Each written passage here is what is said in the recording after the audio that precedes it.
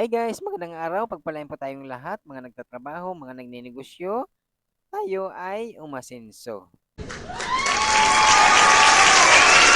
Guys, ito pang Gaming Vlog, nagbibigay tips, tutorial tungkol sa pagre-repack ng mga gamit candy, mani, fish crackers, sampalok, daily sweet beans, pop beans, macaroni crackers, at iba pang mga kotkotin. Shout out sa lahat ng mga subscribers at lahat ng mga viewers ng Gaming Vlog. Thank you guys. Kung magustuhan nyo mga ganitong klaseng video, please like, share, and subscribe at gawin nyo rin para lahat tayo ay kumita. Ang re-repakin natin ngayon, macaroni crackers or macaroni chicharon. Guys, ang kilo ng macaroni crackers ngayong July 24 ay nagkakalaga ng 125 pesos. Ang 3 kilo guys na isang bag kagaya nitong nirepack natin, nagkakalaga ng 375 pesos guys sa Divisoria, Manila.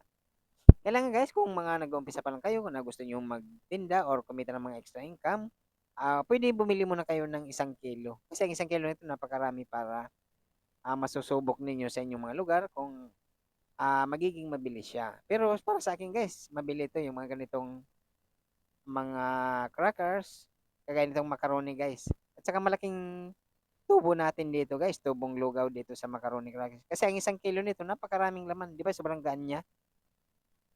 Kaya gawin nyo lang kagaya ng ginagawa kong pagre-repack at saka ibenta nyo lang ng abot kaya ng ating mga kababayan. Kagaya nitong sa akin guys, 5 piso. Pero depende sa inyo guys kung magkano inyong mga bintahan o mga presyo. Nasa sa inyo na yan.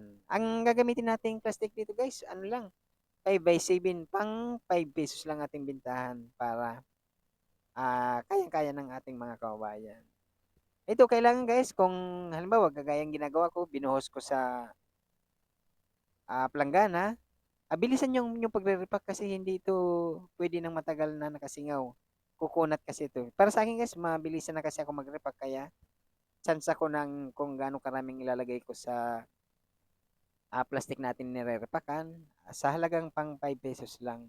Pero kung mga baguhan lang kayo guys, kung ano ang mga yung pinagbalutan ng pagkabili nyo, halimbawa naka-plastic siya, o wag nyo tatanggalin doon sa plastic. Buksan nyo lang ng konti at saka dudukutin nyo lang doon para hindi siya sisingaw ng at saka hindi siya mahanginan. Okay lang yun kung mga baguhan lang tayo. Siyempre, hindi pa naman tayo gaano kabilis mag-repack. At saka tatsansahin nyo pa. Ito sa akin guys, kasi tsansahan ko na yan. Nakatsansa na. Kung anong nilagay ko, yun na yun. Hindi na mababawasan. Kasi siyempre, matagal ko nang ginagawa to. Kaya alam ko na kung gaano karami ang pang 5 pesos. O guys, puntahan nyo lang. Nasa mga palengke lang itong mga pistuhan ng mga ganitong mga kotkotin. Or kung nandito man kayo sa Metro Manila, pwede rin kayo pumunta ng Divisoria, Manila.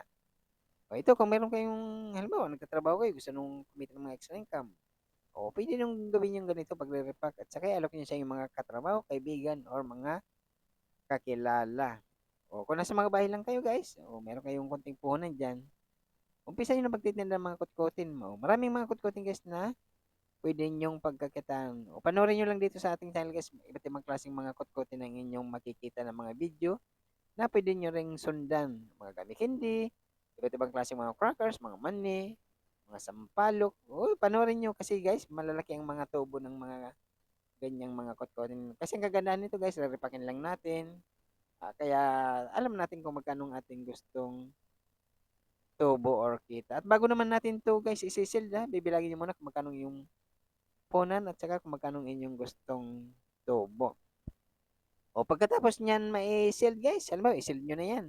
O yan, pwede nyo na i-display yan nung nakalagay lang dyan sa planggana. Kagaya ng puti na yun na planggana, pwede nyo lagyan yan ng mga nirepack nyo. Pero meron din ibang paraan kung paano i-display. O yung sinasabit nyo sa or isabit nyo sa alambre. O kuha ka dyan ng mga 1 metrong alambre at saka tuhugin mo siya or isabit mo siya. O pwede isabit nyo halimbawa.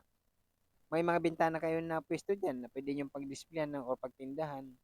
Ang kagandahan guys, wag nyo lalagyan ng screen. Hayaan nyo na open lang. Yung kagayang ganito guys, yan. Ma-open lang ang ating pwesto at maganda tingnan pagka naka-open lang kasi nakikita ng ating mga kababayan. Yan, mapipili nila kung anong gusto nilang bibilhin. At saka sila na mismo ang pipili ng kanilang mga gustong bibilhin ng mga paninda.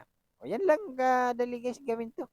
Yan, kung magre-repack kayo guys ng mga ganitong, halimbawa itong macaroni o anumang klaseng re-repackin nyo na gagamitan yung kamay, kailangan bumili lang kayo ng gloves, yung gloves na plastic guys, kasi ito, pagkatapos ninyo gamitin, o tapon nyo na sa tamang lalagyan.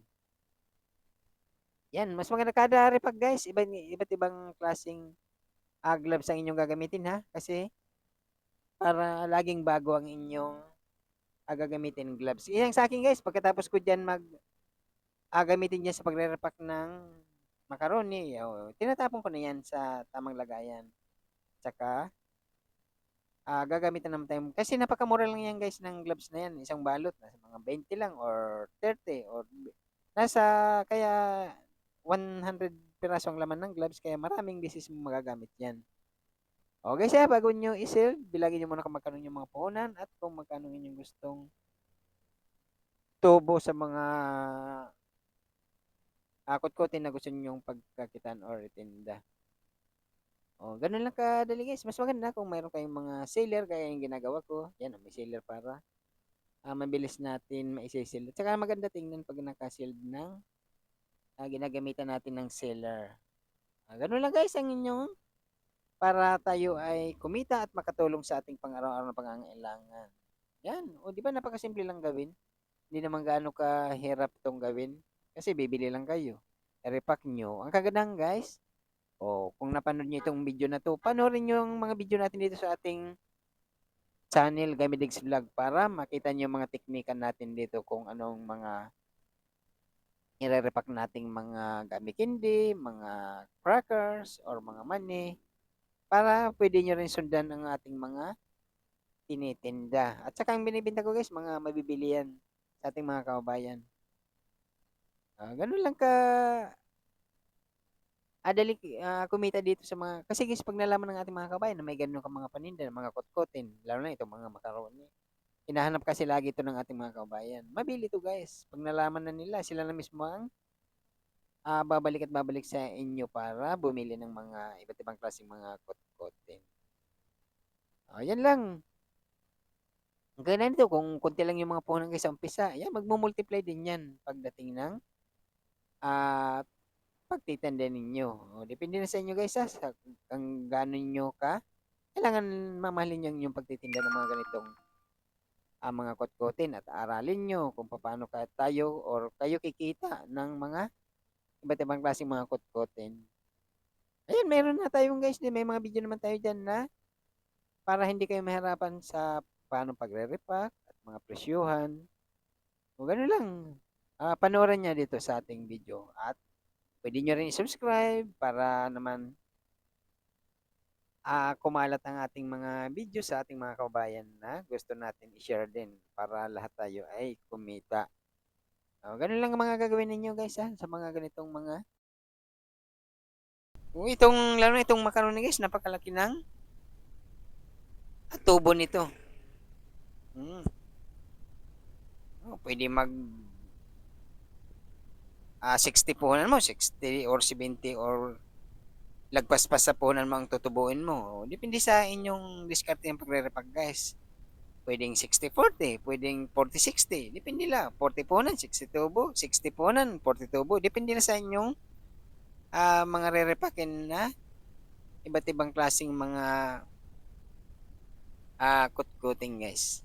Yan ang yan, pwede nyo yan i-display lang sa ganyang mga planggana, mga basket na inyong gagamitin.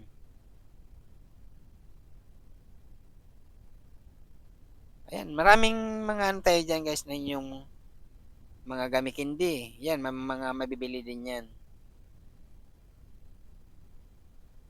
Tsaka mga mani, iba't ibang klaseng mga mani na pwede nyo rin pagkakitaan.